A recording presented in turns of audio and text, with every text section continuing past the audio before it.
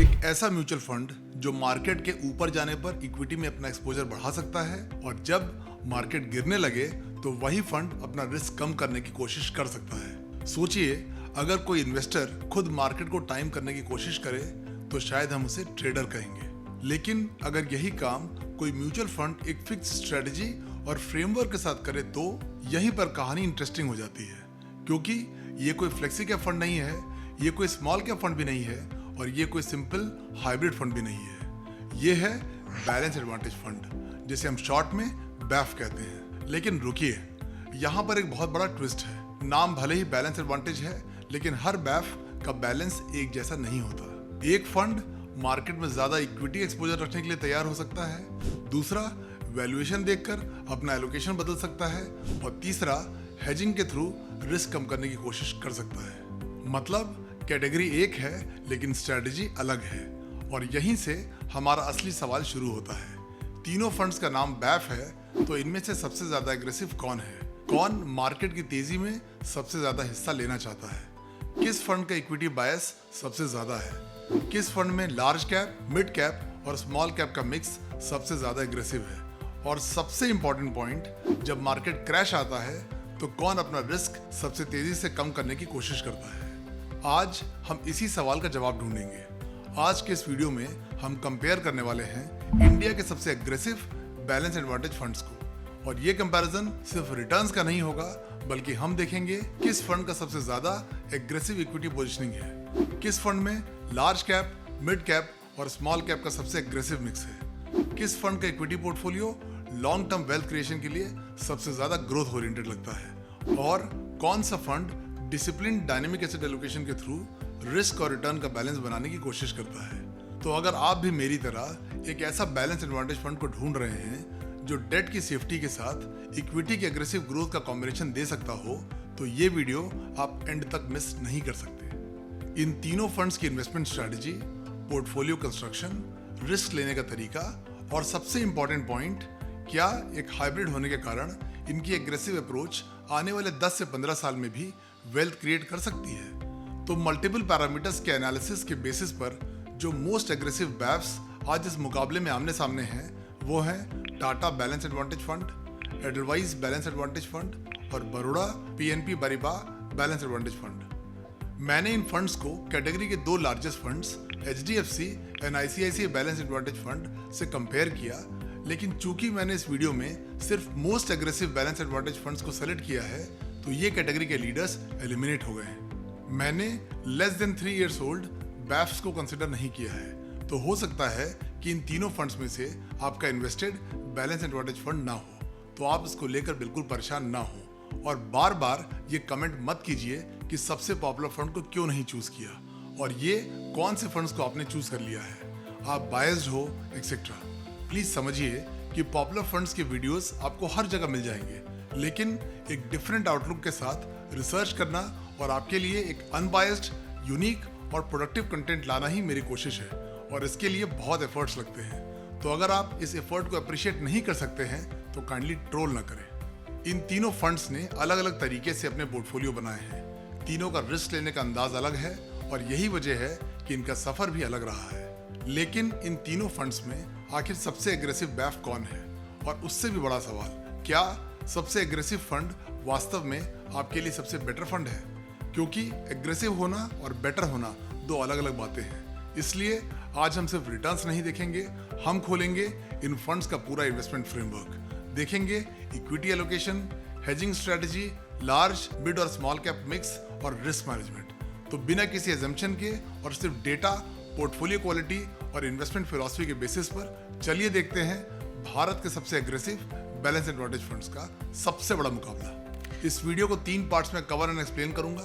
Part 1 में सबसे पहले आपको बताऊंगा क्या खास बात है इस बैलेंस एडवांटेज फंड कैटेगरी की और किसे इस फंड कैटेगरी में इन्वेस्ट करना चाहिए। फिर जानेंगे इन सभी परफॉर्मिंग बैफ्स की यूनिक इन्वेस्टमेंट मेथोडोलॉजी को, जिससे ये फंड्स अल्टीमेट रिटर्न्स जनरेट कर रहे हैं। पार्ट 2 में तीनों फंड्स के स्टॉक सिलेक्शन और करंट पोर्टफोलियो वेयरअबाउट्स की एक डिटेल्ड एनालिसिस करेंगे। और पार्ट 3 में इन सभी एग्रेसिव बैलेंस एडवांटेज फंड्स का सभी इंपॉर्टेंट फाइनेंशियल पैरामीटर्स के बेसिस पर एक सीधा मुकाबला होगा, जिसमें हम डिटेल पोर्टफोलियो एनालिसिस के साथ इनके परफॉर्मेंस, रिस्क और ग्रोथ के बेसिस पर एक अनबायस्ड, कॉम्प्रिहेंसिव और डीप डाइव एनालिसिस करेंगे। और लास्ट में दूंगा इस हेड ऑन कंपटीशन का फाइनल टेक अवे, जिससे आप एक इन्फॉर्म्ड डिसीजन ले सकें। हेलो फ्रेंड्स, मैं डॉक्टर सौरभ पेशे से एक डॉक्टर हूँ और लास्ट 2 डिकेड से वेल्थ मैनेजमेंट और फाइनेंशियल प्लानिंग की प्रोफेशनल सेवाएं दे रहा हूँ। और मैं अपनी लर्निंग्स इस YouTube चैनल के थ्रू शेयर करना चाहता हूँ, जिससे आपकी इन्वेस्टिंग जर्नी सिंपल हो सके। वीडियो बहुत इंटरेस्टिंग है, so let's get started. Part 1। अब इन तीनों बैलेंस एडवांटेज फंड्स की कंपैरिजन शुरू करने से पहले एक बात समझना बहुत जरूरी है। आखिर बैफ में ऐसा क्या खास है जो इसे बाकी म्यूचुअल फंड कैटेगरी से अलग बनाता है? क्योंकि अगर कैटेगरी की सही समझ नहीं होगी तो सही फंड चुनना भी मुश्किल हो जाएगा। Dynamic equity allocation. बैफ की सबसे बड़ी खासियत है डायनामिक इक्विटी एलोकेशन, यानी फंड में इक्विटी का हिस्सा हमेशा एक जैसा नहीं रहता। जब फंड मैनेजर को लगता है कि मार्केट में ज्यादा ग्रोथ अपॉर्चुनिटी है तो इक्विटी एक्सपोजर बढ़ाया जा सकता है, और जब मार्केट वैल्यूएशन बहुत ज्यादा दिखाई देती है तो फंड अपनी इक्विटी रिस्क को कम करने के लिए हेजिंग, आर्बिट्राज या डेट का इस्तेमाल कर सकता है। यानी आपको एक ऐसा पोर्टफोलियो मिलता है जो मार्केट कंडीशंस के हिसाब से अपना रिस्क बदलने की कोशिश करता है। Systematic approach of market timings. अब यहाँ पर एक बहुत जरूरी बात है। बैफ का मतलब ये नहीं है कि फंड मैनेजर हर बार मार्केट का सही टॉप और बॉटम पकड़ लेगा। ऐसा कोई नहीं कर सकता। बैफ का असली फायदा ये है कि फंड मैनेजर के पास एक प्री डिफाइंड इन्वेस्टमेंट फ्रेमवर्क होता है। कुछ फंड्स वैल्यूएशन को ज्यादा इंपॉर्टेंस देते हैं, कुछ मार्केट ट्रेंड और मोमेंटम को, और कुछ दोनों को अलग अलग इंडिकेटर्स के साथ यूज करते हैं। इसलिए बैफ में मार्केट टाइमिंग एक एजम्पशन के थ्रू नहीं, बल्कि एक सिस्टमैटिक एसेट एलोकेशन प्रोसेस के थ्रू करने की कोशिश की जाती है। Differences between gross equity and net equity, ये बैफ का सबसे इंपॉर्टेंट कॉन्सेप्ट है। किसी बैफ के पोर्टफोलियो में मान लीजिए 70% ग्रॉस इक्विटी दिखाई दे रही है। इसका मतलब ये जरूरी नहीं है कि फंड का पूरा 70% मार्केट रिस्क ले रहा है, क्योंकि फंड उस इक्विटी के कुछ पोर्शन को हेजिंग के थ्रू न्यूट्रलाइज कर सकता है। इसलिए बैफ को समझते समय सिर्फ ग्रॉस इक्विटी देखना काफी नहीं है, बल्कि आपको देखना होगा कि नेट इक्विटी एक्सपोजर कितना है। यही आपको फंड की रियल मार्केट एग्रेसिवनेस को इफेक्टिवली समझने में मदद करता है। Framework made for both bull and beer market. एक सिंपल इक्विटी फंड मार्केट ऊपर जाए या नीचे लगभग पूरी तरह इक्विटी में ही रहता है, लेकिन बैफ का फ्रेमवर्क अलग है। मार्केट में अगर तेजी है तो फंड ज्यादा इक्विटी एक्सपोजर लेने की कोशिश कर सकता है। मार्केट में अगर रिस्क बढ़ रहा है तो इक्विटी रिस्क को कम किया जा सकता है। यानी बैफ का ऑब्जेक्टिव केवल बुल रन में रिटर्न जनरेट करना नहीं, बल्कि अलग अलग मार्केट साइकिल्स में पोर्टफोलियो को मैनेज करना भी है। Balance between equity and debt. BAF केवल इक्विटी पर डिपेंडेंट नहीं रहता।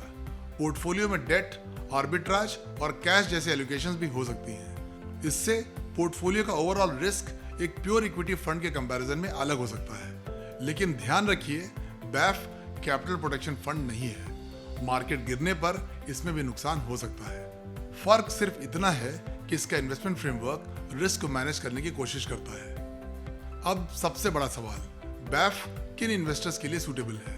हर इन्वेस्टर के लिए बैफ जरूरी नहीं है, लेकिन कुछ इन्वेस्टर्स के लिए ये कैटेगरी काफी यूजफुल हो सकती है। ऐसे इन्वेस्टर्स जो इक्विटी तो चाहते हैं लेकिन फुल इक्विटी रिस्क नहीं लेना चाहते। अगर आप चाहते हैं कि आपके पोर्टफोलियो में इक्विटी का ग्रोथ पोटेंशियल बना रहे, लेकिन 100% इक्विटी फंड का पूरा रिस्क नहीं लेना चाहते, तो बैफ आपके लिए एक अच्छा ऑप्शन हो सकता है। ऐसे इन्वेस्टर्स जो मार्केट टाइमिंग नहीं करना चाहते।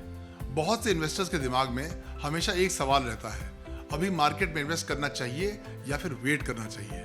फिर मार्केट ऊपर चला जाता है तो लगता है काश पहले इन्वेस्ट किया होता, और डेफिनेटली मार्केट गिरता है तो डर लगने लगता है।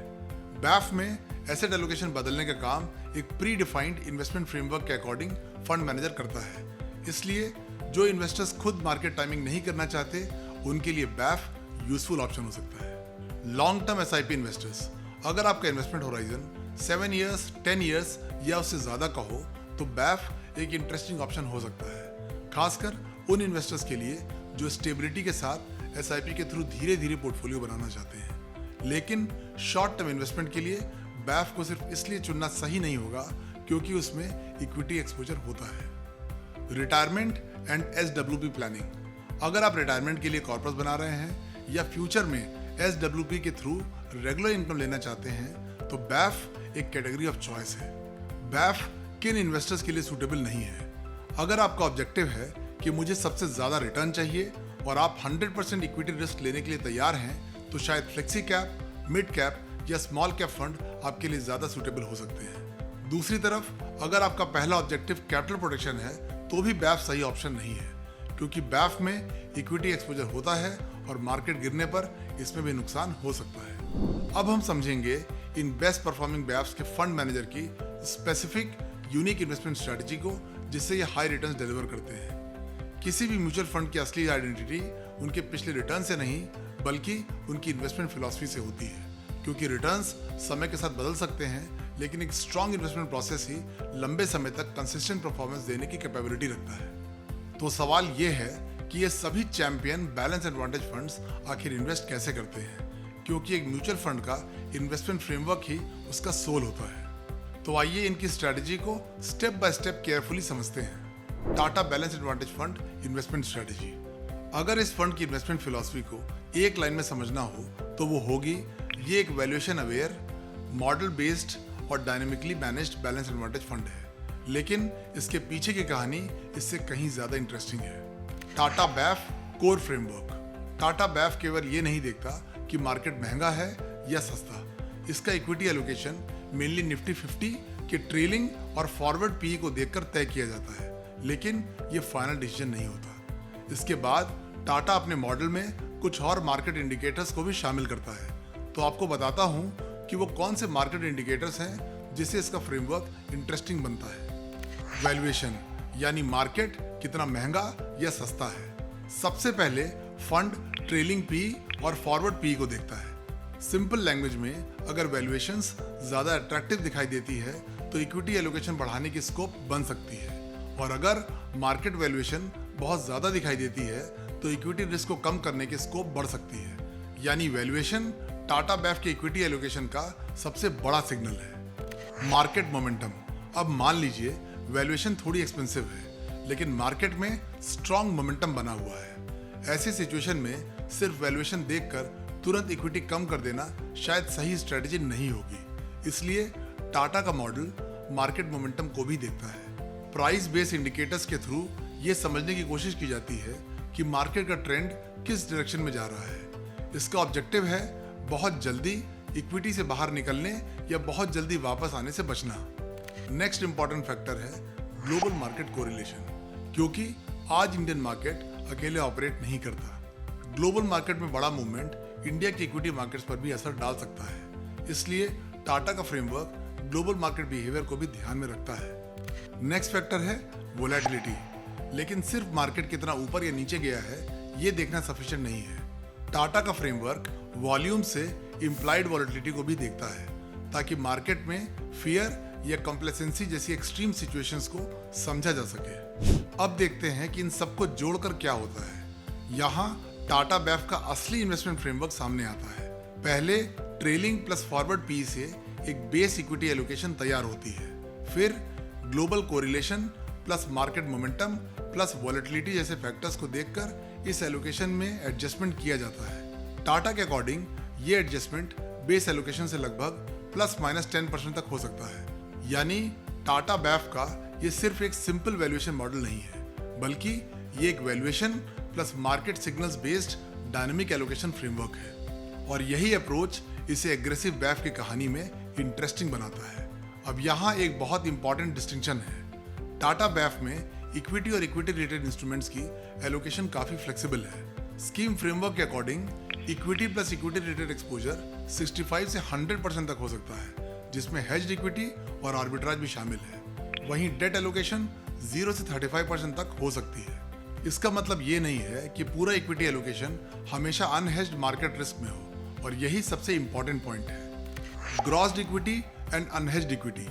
अगर आप टाटा बैफ को समझना चाहते हैं तो सिर्फ एक नंबर मत देखिए। इक्विटी 70% है। आपको फिगर आउट करना चाहिए कि इसमें से कितना अनहेज्ड इक्विटी है और कितना है हेज्ड इक्विटी या आर्बिट्राज, क्योंकि 70% ग्रॉस इक्विटी का मतलब ये नहीं है कि फंड 70% का पूरा डायरेक्शनल इक्विटी रिस्क ले रहा है। और यही वजह है कि बैफ को एनालाइज करते समय ग्रॉस इक्विटी से ज्यादा इंपॉर्टेंट हो सकता है नेट या अनहेज्ड एक्सपोजर। जून 26 के टाटा फैक्ट शीट में कुल equity and equity related allocation करीब 70.09% थी, जिसमें अनहेज्ड इक्विटी लगभग 63.23% थी। टाटा बेव की दूसरी बड़ी खासियत है इक्विटी पोर्टफोलियो। अब सवाल आता है, ये इक्विटी एक्सपोजर आखिर कहाँ इन्वेस्ट होता है? टाटा बेव का इक्विटी पोर्टफोलियो सिर्फ एक मार्केट कैप सेगमेंट तक लिमिटेड नहीं है। इसमें लार्ज कैप के साथ मिड कैप और स्मॉल कैप अपॉर्चुनिटीज भी चुनी जा सकती हैं, और यही चीज इसे एक प्योर डिफेंसिव बेव के कंपैरिजन में ज्यादा ग्रोथ ओरिएंटेड बना सकती है। लेकिन यहाँ भी मार्केट कैप एलोकेशन फिक्स्ड नहीं है। पोर्टफोलियो मार्केट कंडीशंस और स्टॉक अपॉर्चुनिटीज के अकॉर्डिंग बदल सकता है। Objective: Tata balance advantage fund का मेन ऑब्जेक्टिव है इक्विटी और इक्विटी रिलेटेड सिक्योरिटीज में इन्वेस्टमेंट करके long term capital appreciation achieve करना, लेकिन साथ ही मार्केट कंडीशंस के अकॉर्डिंग इक्विटी और डेट के बीच डायनेमिक एसेट एलोकेशन करके पोर्टफोलियो के रिस्क को मैनेज करने की कोशिश करना। अब समझते हैं अपने सेकंड फंड के इन्वेस्टमेंट फ्रेमवर्क को, जो है Edelweiss balance advantage fund. Edelweiss BAF का खेल सिर्फ ये नहीं है कि मार्केट ऊपर जाए तो इक्विटी बढ़ा दो और मार्केट नीचे जाए तो इक्विटी घटा दो, बल्कि असल खेल है मार्केट की वैल्यूएशन को पढ़ना और इसी के बेसिस पर पोर्टफोलियो का इक्विटी डेट मिक्स बदलना। यानी यहाँ सबसे इंपॉर्टेंट वर्ड है valuation. Valuation driven asset allocation. Edelweiss BAF का core approach valuation based dynamic asset allocation है। सिंपल लैंग्वेज में समझे तो जब इक्विटी मार्केट चीप या रिलेटिवली अट्रैक्टिव दिखाई देता है तो फंड इक्विटी में ज्यादा एक्सपोजर लेने की कोशिश कर सकता है, और जब मार्केट वैल्यूएशन बहुत ज्यादा एक्सपेंसिव दिखाई देती है तो इक्विटी रिस्क को कम करने की कोशिश की जा सकती है। मतलब मार्केट सस्ता हो तो ज्यादा इक्विटी और मार्केट महंगा हो तो कम इक्विटी, लेकिन ये कोई ऑन ऑफ स्विच नहीं है। एलोकेशन मार्केट कंडीशंस के अकॉर्डिंग धीरे धीरे बदल सकता है। P valuation model. अब सवाल है कि एडलवाइस कैसे तय करता है कि मार्केट महंगा है या सस्ता। इसके लिए फंड का फ्रेमवर्क प्राइस टू इक्विटी यानी पी वैल्यूएशन को इंपॉर्टेंट इनपुट के फॉर्म में यूज करता है। मार्केट का पी जितना ज्यादा अट्रैक्टिव होगा उतनी ज्यादा इक्विटी रखने की पॉसिबिलिटी होगा, और पी जितना ज्यादा एक्सपेंसिव होगा उतना इक्विटी रिस्क कम रखने का कारण होगा। यानी फंड मैनेजर का पूरा डिसीजन केवल मुझे लगता है कि मार्केट ऊपर जाएगा पर बेस्ड नहीं है। इसके पीछे एक सिस्टमैटिक वैल्यूएशन फ्रेमवर्क है। लेकिन केवल वैल्यूएशन सफिशिएंट नहीं है। अब यहाँ एक बहुत इंपॉर्टेंट पॉइंट है। मान लीजिए मार्केट का पी एक्सपेंसिव है। अब क्या इसका मतलब है कि मार्केट कल ही गिर जाएगा? नहीं, मार्केट एक्सपेंसिव होने के बाद भी काफी समय तक ऊपर जा सकता है। इसलिए बैफ की स्ट्रेटेजी को केवल पी ज्यादा इज इक्वल टू इक्विटी बेच दो के फॉर्म में समझना गलत होगा। डायनेमिक एलोकेशन का ऑब्जेक्टिव मार्केट का एग्जैक्ट टॉप और बॉटम पकड़ना नहीं है, बल्कि इसका ऑब्जेक्टिव है कि डिफरेंट वैल्यूएशन जोन्स में पोर्टफोलियो रिस्क को एडजस्ट करना। इक्विटी एलोकेशन का डायनेमिक होना। एडलवाइस बैफ में इक्विटी एलोकेशन फिक्स्ड नहीं रहती। मार्केट कंडीशंस के according equity, debt, money market और हेज्ड पोजीशंस का मिक्स्ड बदला जा सकता है। यानी पोर्टफोलियो का कैरेक्टर समय के साथ बदल सकता है। एक फेज में फंड रिलेटिवली एग्रेसिव हो सकता है और दूसरे फेज में डिफेंसिव। यही इसे एक कॉमन इक्विटी फंड से अलग बनाता है। Gross equity versus net equity. अब अगर आप एडलवाइस बैफ को मोस्ट एग्रेसिव बैफ्स के एंगल से एनालाइज कर रहे हैं तो ये सबसे इंपॉर्टेंट चीजों में से एक है। फैक्ट शीट में अगर आपको दिखाई देता है कि gross equity is equal to X%, तो केवल उस नंबर को देखकर ये मत मानिए कि फंड उतना ही मार्केट रिस्क ले रहा है, क्योंकि इक्विटी पोर्टफोलियो का कुछ हिस्सा हेजिंग के थ्रू न्यूट्रलाइज किया जा सकता है। इसलिए दो नंबर्स अलग अलग देखिए, ग्रॉस इक्विटी और नेट या अनहेज्ड इक्विटी, और यही अप्रोच आपको फंड की एक्चुअल इक्विटी एग्रेसिवनेस समझने में मदद करेगा। इक्विटी पोर्टफोलियो का कंस्ट्रक्शन। अब बात करते हैं इक्विटी के अंदर पैसा कहाँ जाता है।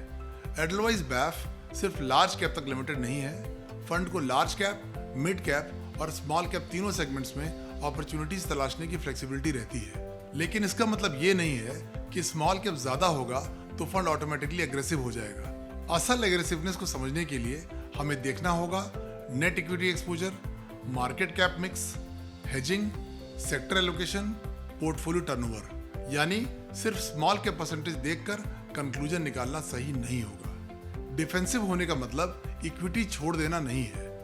ये बैफ स्ट्रेटजी का एक बहुत इंटरेस्टिंग हिस्सा है। जब मार्केट एक्सपेंसिव होता है तो फंड को जरूरी नहीं है कि पूरी इक्विटी बेचकर कैश में बैठना पड़े।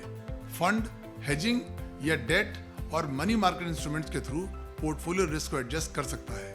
यानी ऑब्जेक्टिव ये नहीं है कि मार्केट एक्सपेंसिव है इसलिए बाहर निकल जाओ, बल्कि मार्केट एक्सपेंसिव है इसलिए कितना रिस्क लेना चाहिए ये ज्यादा इंपॉर्टेंट सवाल है। बुल मार्केट में स्ट्रेटजी। अब मान लीजिए मार्केट में स्ट्रॉन्ग बुल रन है, वैल्यूएशंस रीजनेबल है और इक्विटी अपॉर्चुनिटीज अट्रैक्टिव है। ऐसे सिचुएशन में एडलवाइज बैफ इक्विटी एक्सपोजर बढ़ाने की फ्लेक्सिबिलिटी रखता है। इससे फंड को इक्विटी अपसाइड पार्टिसिपेशन मिल सकती है। लेकिन अगर बुल मार्केट बहुत ज्यादा एक्सटेंड हो जाता है और वैल्यूएशन स्ट्रेच्ड हो जाती हैं तो फ्रेमवर्क इक्विटी रिस्क को धीरे धीरे कम करने की दिशा में जा सकता है। बियर मार्केट में स्ट्रेटजी। अब उल्टा सिनेरियो समझिए, मार्केट में बड़ी गिरावट आती है, वैल्यूएशंस अचानक अट्रैक्टिव हो जाती है। प्योर इक्विटी फंड में आपका इक्विटी एक्सपोजर लगभग पूरा बना रहता है, लेकिन बैफ में डायनेमिक एलोकेशन के कारण पोर्टफोलियो को पहले से डिफेंसिव पोजीशनिंग में रखा जा सकता है और जब वैल्यूएशंस अट्रैक्टिव होने लगे तो इक्विटी एक्सपोजर फिर से बढ़ाने की गुंजाइश बन सकती है। यानी रिस्क कम करना प्लस अपॉर्चुनिटी वापस आने पर इक्विटी बढ़ाना इस स्ट्रेटजी का बड़ा हिस्सा है। Objective. Edelweiss balance advantage fund का मेन ऑब्जेक्टिव है इक्विटी और इक्विटी रिलेटेड सिक्योरिटीज और डेट और मनी मार्केट इंस्ट्रूमेंट्स के बीच डायनेमिक एसेट एलोकेशन के through long term capital appreciation को अचीव करना। अब समझते हैं अपने थर्ड फंड की इन्वेस्टमेंट स्ट्रेटजी को, जो है बड़ौदा पीएनबी परिवार बैलेंस एडवांटेज फंड। अगर टाटा का framework valuation plus market signals पर बेस्ड है और एडलवाइज के approach mainly valuation led dynamic allocation पर जोर देता हो तो बड़ौदा पीएनबी परिवार को समझने के लिए हमें एक अलग सवाल पूछना होगा। फंड ये तय कैसे करता है कि अभी इक्विटी में कितना रिस्क लेना चाहिए, और यहीं से इसकी इन्वेस्टमेंट स्ट्रेटजी इंटरेस्टिंग हो जाती है। Core investment approach. Baroda PNB परिवार बैफ का मेन अप्रोच है डायनेमिक एसेट एलोकेशन, यानी इक्विटी और डेट का एलोकेशन मार्केट कंडीशंस के अकॉर्डिंग बदल सकता है। फंड का ऑब्जेक्टिव ये नहीं है कि हर समय एक फिक्स्ड इक्विटी एलोकेशन रखा जाए, बल्कि मार्केट अपॉर्चुनिटी के अकॉर्डिंग इक्विटी में पार्टिसिपेशन बढ़ाना और रिस्क बढ़ने पर पोर्टफोलियो को डिफेंसिव बनाना इसका ऑब्जेक्टिव है। Valuation based equity allocation. Baroda BNP परिवार बैफ के फ्रेमवर्क में मार्केट वैल्यूएशंस एक इंपॉर्टेंट फैक्टर है। सिंपल लैंग्वेज में समझे तो फंड ये समझने की कोशिश करता है कि इक्विटी मार्केट अभी महंगा है या अट्रैक्टिव। जब वैल्यूएशन रिलेटिवली अट्रैक्टिव हो तो इक्विटी एक्सपोजर बढ़ाने की गुंजाइश होती है, और जब वैल्यूएशन स्ट्रेच दिखाई देती है तो इक्विटी रिस्क को कम किया जा सकता है। यानी attractive valuation leads to higher equity and expensive valuation leads to lower equity. लेकिन ये केवल एक सिंपल बाई सेल मॉडल नहीं है। Multiple market indicators. Baroda PNB परिवार बैफ का अप्रोच केवल एक वैल्यूएशन इंडिकेटर पर डिपेंडेंट नहीं रहता। मार्केट की ओवरऑल सिचुएशन को समझने के लिए अलग अलग मार्केट इंडिकेटर्स को देखा जा सकता है, जैसे valuation, market trend volatility, liquidity और ब्रॉडर मार्केट कंडीशंस। इन सिग्नल्स को देखकर पोर्टफोलियो का इक्विटी डेट बैलेंस एडजस्ट किया जा सकता है। Dynamic asset allocation. अब मान लीजिए मार्केट में तेजी है और वैल्यूएशन अभी भी रीजनेबल है, तो फंड इक्विटी एक्सपोजर बढ़ाकर बुल मार्केट में पार्टिसिपेशन लेने की कोशिश कर सकता है। लेकिन अगर वैल्यूएशन बहुत एक्सपेंसिव हो जाए या मार्केट रिस्क बढ़ने लगे तो एलोकेशन को डिफेंसिव बनाया जा सकता है। यानी पोर्टफोलियो एक फिक्स्ड स्ट्रक्चर में बंद नहीं रहता। Gross equity versus net equity. मैंने ऑलरेडी इस कॉन्सेप्ट को पिछले फंड्स में प्रॉपर्ली एक्सप्लेन किया है। इक्विटी पोर्टफोलियो में डाइवर्सिफिकेशन। बड़ौदा बीएनपी परिवार बैफ इक्विटी पोर्टफोलियो में लार्ज कैप, मिड कैप और स्मॉल कैप तीनों सेगमेंट्स में एक्सपोजर ले सकता है। इसका फायदा ये है कि फंड के पास मार्केट के अलग अलग हिस्सों में अपॉर्चुनिटी तलाशने की फ्लेक्सिबिलिटी रहती है। लेकिन इसका मतलब ये नहीं है कि small cap exposure is equal to fund ज्यादा एग्रेसिव होगा, बल्कि एक्चुअल एग्रेसिवनेस समझने के लिए net equity plus market cap mix plus hedging तीनों को साथ साथ देखना जरूरी है। बुल मार्केट में स्ट्रेटजी। अब एक बुल मार्केट सिनेरियो लेते हैं। मार्केट ऊपर जा रहा है, कॉर्पोरेट अर्निंग स्ट्रांग है, वैल्यूएशंस मैनेजेबल है। ऐसे एनवायरनमेंट में बड़ौदा बीएनपी परिवार बैफ इक्विटी एलोकेशन को रिलेटिवली हायर रखने की कोशिश कर सकता है। इससे फंड को इक्विटी अपसाइड में पार्टिसिपेट करने का मौका मिलता है। जब मार्केट महंगा हो जाए, अब दूसरी सिचुएशन, मार्केट काफी तेजी से ऊपर आ चुका है, वैल्यूएशन स्ट्रेच्ड है और रिस्क बढ़ रहा है, ऐसे समय में फंड का dynamic allocation framework equity risk को कम करने की दिशा में जा सकता है। इसके लिए डेट, मनी मार्केट, आर्बिट्राज या हेज पोजीशंस का यूज किया जा सकता है। यानी फंड का ऑब्जेक्टिव मार्केट से पूरी तरह बाहर निकलना नहीं, बल्कि पोर्टफोलियो रिस्क को धीरे धीरे कम करना है। मार्केट क्रैश के दौरान यहाँ बैफ की असली परीक्षा होती है। मार्केट अचानक 15 to 20% गिर जाए तो कोई भी बैफ लॉस से पूरी तरह बच नहीं सकता। लेकिन अगर फंड पहले से डिफेंसिव पोजीशनिंग में है तो डाउनसाइड इंपैक्ट कम हो सकता है। और जब क्रैश के बाद वैल्यूएशंस अट्रैक्टिव हो जाती हैं तो इक्विटी एक्सपोजर फिर से बढ़ाने की फ्लेक्सिबिलिटी रहती है। यानी defensive positioning leads to capital protection attempt और फिर attractive valuation leads to equity reentry. ये बैफ फ्रेमवर्क का कोर आइडिया है। ऑब्जेक्टिव, इस फंड का मेन ऑब्जेक्टिव है इक्विटी और equity related securities and debt और मनी मार्केट इंस्ट्रूमेंट्स के बीच डायनेमिक एसेट एलोकेशन के through long term capital appreciation achieve करना। अब चलते हैं पार्ट 2 में, जहां हम इन सभी पॉपुलर बैलेंस एडवांटेज फंड्स के पोर्टफोलियो के एक बेटर अंडरस्टैंडिंग के लिए हम लास्ट 4 मंथ्स के इक्विटी पोर्टफोलियो को स्टडी करेंगे और देखेंगे कि किन स्टॉक्स का स्टेक बढ़ाया गया है और किन्हें पोर्टफोलियो से बाहर किया गया है। टाटा बैफ के डिटेल पोर्टफोलियो को देखें तो सबसे पहले ये नोटिस कीजिए कि फंड का AUM अप्रैल में हाईएस्ट था, जो मई में घटा, फिर जून में बढ़ा और जुलाई में वापस घट गया। आइए देखते हैं कि रिसेंट मंथ में पोर्टफोलियो में क्या चेंजेस हुआ है। ये करंटली एक 60 स्टॉक्स का इक्विटी पोर्टफोलियो है, जिसमें सिर्फ 2 कंपनीज का स्टेक बढ़ा है। वो है अदानी एंटरप्राइजेस, जिसे पोर्टफोलियो में पहली बार शामिल किया गया है, और दूसरी कंपनी है Vedanta aluminium metal limited. 7 companies को जुलाई में पोर्टफोलियो से बाहर किया गया है, जो है HDFC Bank, ICICI Bank, L&T, Hindustan Unilever, Cummins India, Federal Bank और Metropolis Health Care Limited. Total 12 stocks को पोर्टफोलियो से बाहर किया गया है, जिनका नाम आप इस लिस्ट में देख सकते हैं। पोर्टफोलियो के बाकी स्टॉक्स को आप देख सकते हैं, जिनमें कुछ की खरीदारी हुई है या उनका एक्सपोजर सेम है। अब देखते हैं अपने दूसरे fund Edelweiss balance advantage fund के पोर्टफोलियो को। इसमें आप देख सकते हैं कि मार्च से लेकर जून तक हर महीने इस फंड का AUM इन्वेस्टर्स के कॉन्फिडेंस के साथ कंसिस्टेंटली ग्रो कर रहा है। ये 114 स्टॉक्स का एक बड़ा इक्विटी पोर्टफोलियो है।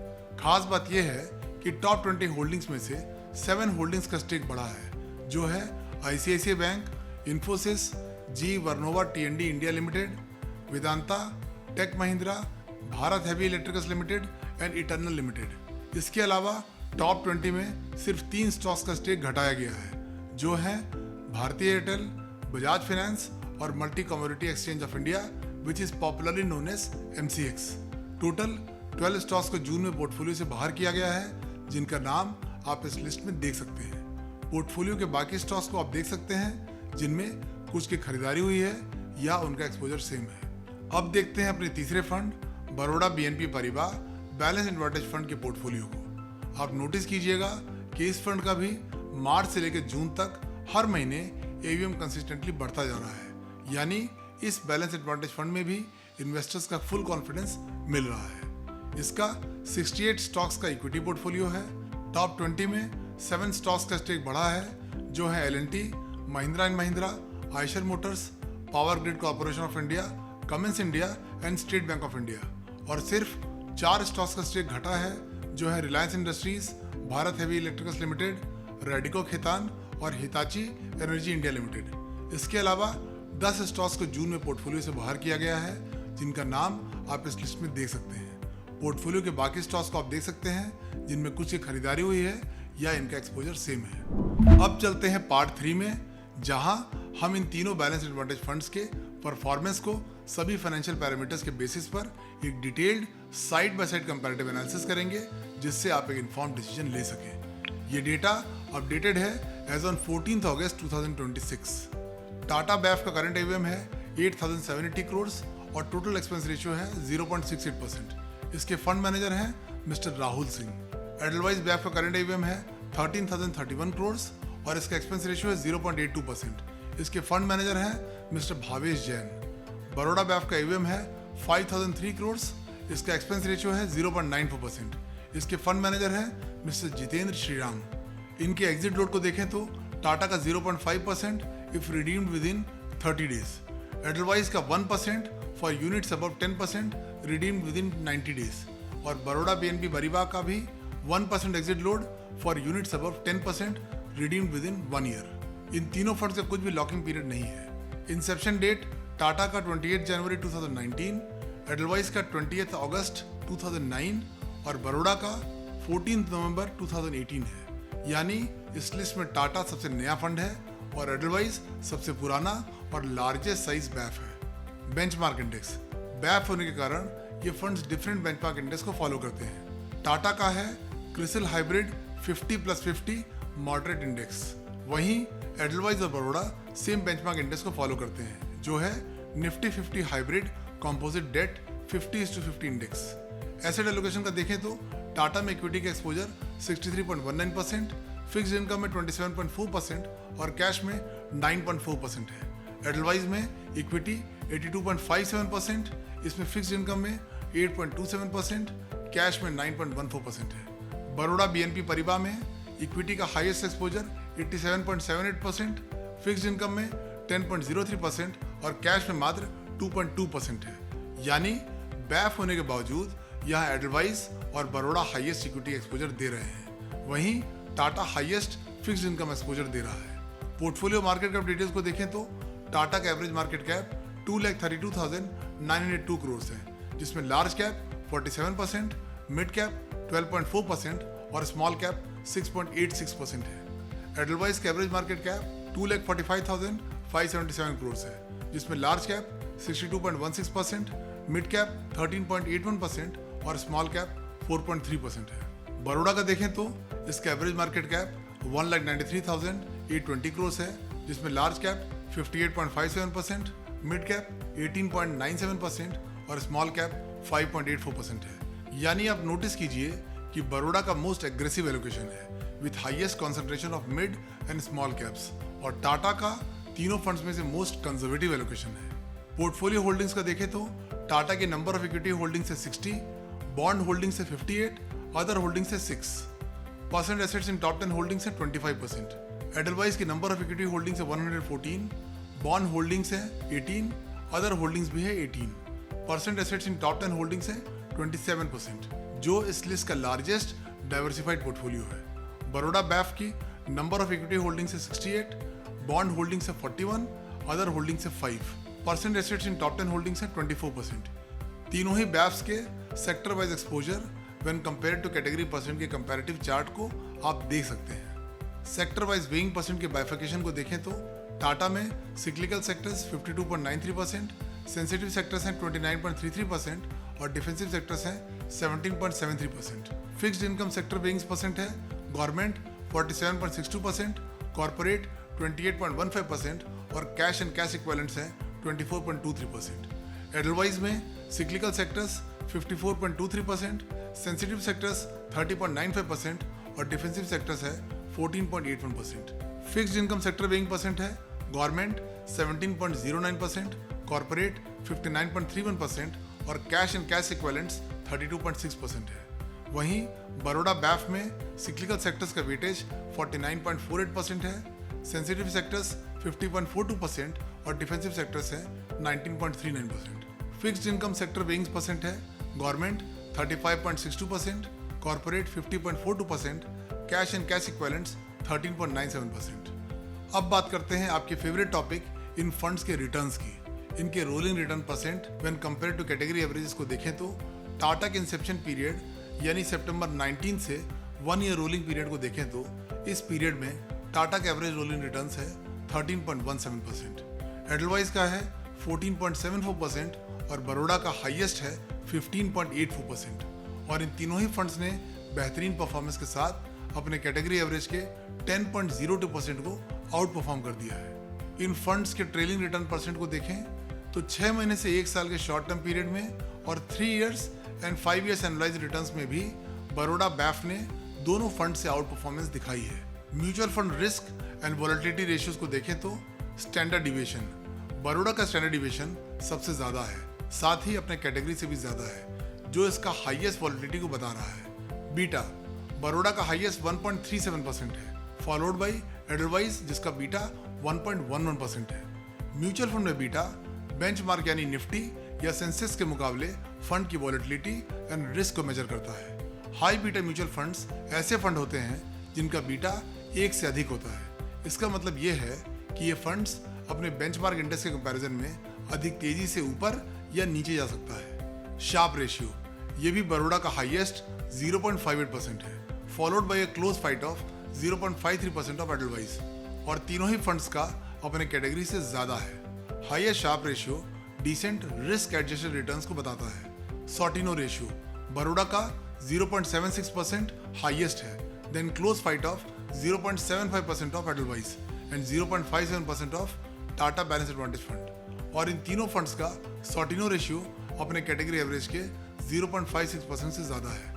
हायर सॉर्टिनो रेशियो इंडिकेट करता है कि फंड ने कितना एक्सेस रिटर्न निकाला है डाउनसाइड रिस्क के कॉस्ट पर। अल्फा, इन तीनों फंड्स में बड़ौदा का ही हाईएस्ट अल्फा है, followed by Edelweiss and Tata respectively. इनका अल्फा अपनी कैटेगरी से बहुत ज्यादा है। एक एक्टिवली मैनेज म्यूचुअल फंड का अल्फा इसके फंड मैनेजर का रियल परफॉर्मेंस टेस्ट होता है, और हायर अल्फा ये बताता है कि फंड ने बेंचमार्क के कंपैरेटिव कितना एक्स्ट्रा रिटर्न्स जनरेट किया है। तो ओवरऑल आप नोटिस कीजिए कि बड़ौदा बैफ के मैट्रिक्स एग्रेसिव और हायर रिटर्न्स जनरेटिंग रेशियोज को इंडिकेट कर रहे हैं। पोर्टफोलियो एट्रीब्यूट्स का देखें तो तीनों फंड्स में टाटा का हाईएस्ट पी रेशियो 20.27% और लोएस्ट पीबी रेशियो 2.81% है, और एडलवाइस का लोएस्ट पी रेशियो 20.5% और ऑलमोस्ट हाईएस्ट पीबी रेशियो 3.17% है, जो एट पार विद बड़ौदा है। तो आइए आपको एक्सप्लेन करता हूं कि किसी म्यूचुअल फंड का highest P with lowest PB ratio and lowest P with highest PB ratio का क्या मतलब होता है। जब किसी म्यूचुअल फंड का हाईएस्ट पी रेशियो